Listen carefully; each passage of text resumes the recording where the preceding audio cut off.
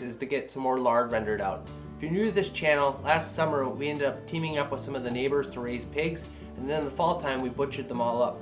And with that we came home with two 20-gallon bags of lard. My wife rendered out quite a bit of it in the fall time, but we still do have some left in the freezer and want to get some of that processed today. So fats are often looked at as a bad thing in today's society. However, there is definitely a difference between good fats and bad fats.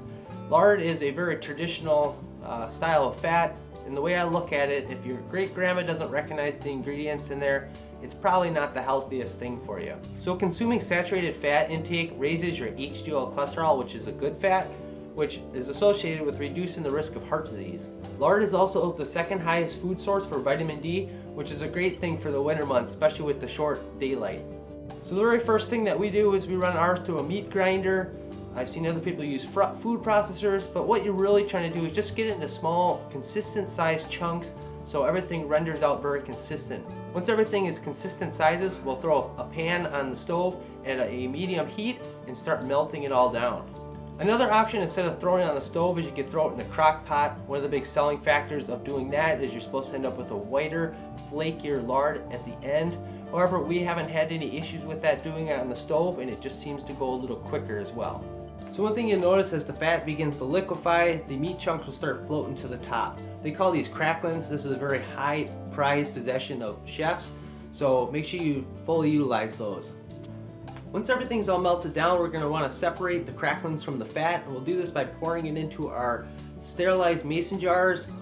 Ladle often works great, and we'll pour it through some sort of filter, whether that's a cheesecloth, a coffee filter. I've even seen some people use clean dish towels.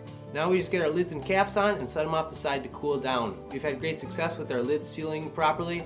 Quick, easy test for that is just pressing down on them to make sure that everything is sealed properly. If something hasn't, you can go back and recan them or stick them in your fridge and use them before you use the other ones. So really a pretty simple process, probably more dishes than anything. But if you've ever had pie crust that's been made with lard, you're in for a real treat.